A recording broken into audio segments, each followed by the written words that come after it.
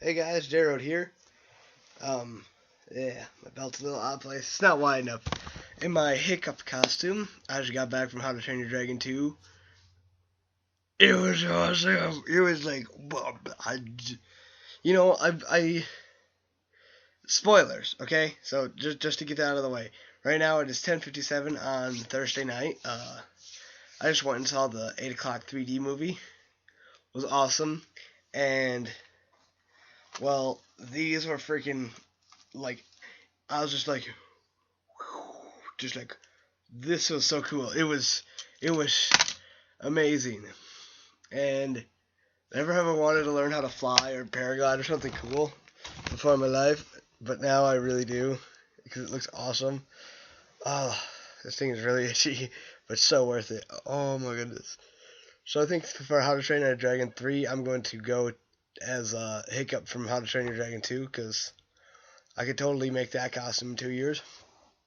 I made this one kind of on the fly. And yes, I know my shirt's blue and not green, but I just deal with it.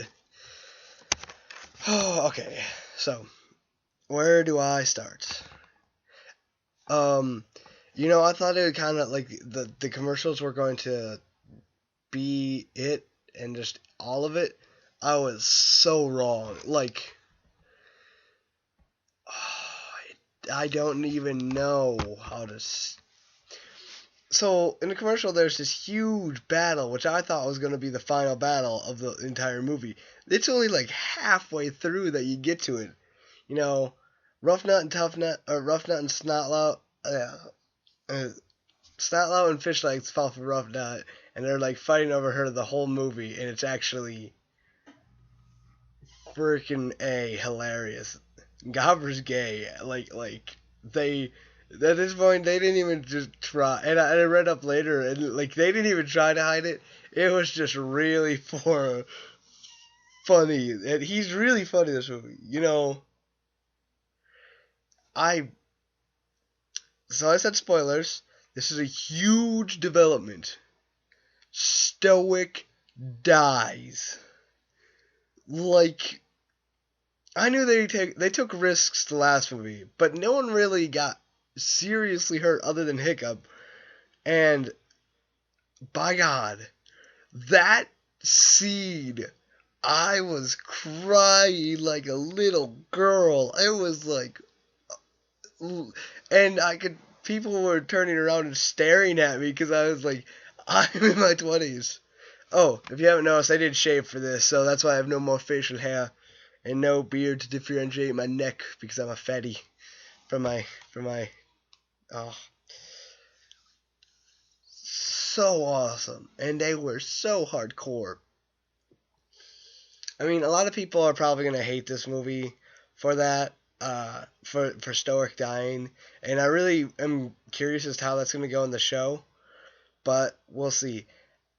He also got another dragon called Bone Crusher, which I I hope in the show, supposedly it's going to be called Dragon Masters, which is going to be the third season of the DreamWorks Dragons.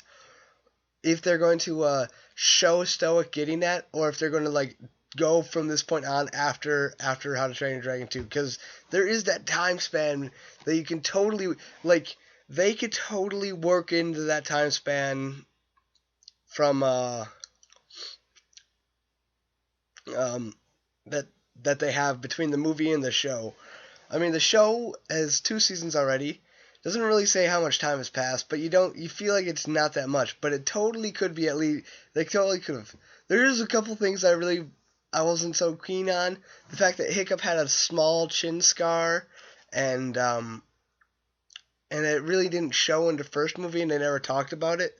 But you do get to see like his mom is interesting, and as a reader of the books, Valhallarama was his mom, but Valka is his mom, and they just kind of shortened the name a little bit.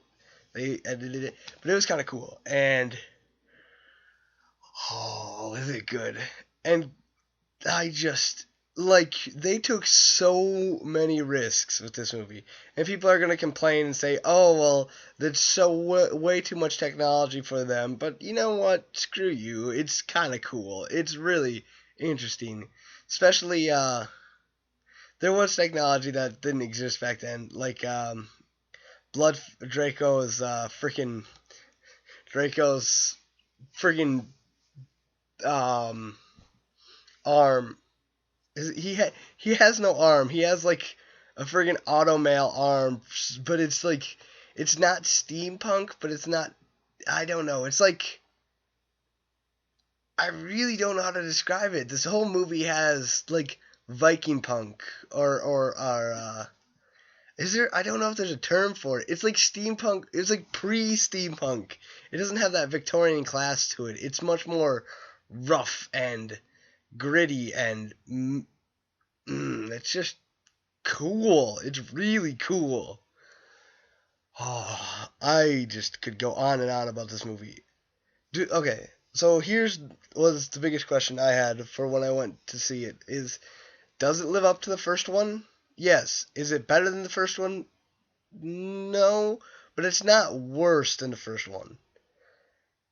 I mean, it holds up the series. Like, How to Train Your Dragon set a new standard for a movie, and How to Train Your Dragon held up that standard. Do I think it surpasses it? No. It does have definitely a lot more emotional, like, the first movie, there were some bits, though, that I kind of didn't like. The thrown in humor at parts was a little forced and rushed. And they really, they, but I don't know, maybe it's just the elapsed time, because when I went in there, and I was there for like 2.5 hours, but this movie just does not, you get sucked in. I swear, I like thought this was a really short movie, and then I got outside and I'm like, holy crap, it's 10:30. That was a 2-hour movie. And I really was just shocked to see how much it was. These two develop so much together. It's so great. And okay, spoiler, they are finally together. It is canon, so y'all motherfuckers can stop doing Snotstrid, and if you do, I hate you, and you should die. Like, you can ship Roughnut with Snotlout, or Roughnut with freaking Roughnut with fish legs, but do not do Snotstrid. I hate it so much. I can't even, it, bruh, aggravates me. And it was awesome. And they had the Bewilder Beast, which was insane. Like, I saw the little bit. And they even had him battle, and you feel for this thing. It is, like, awesome.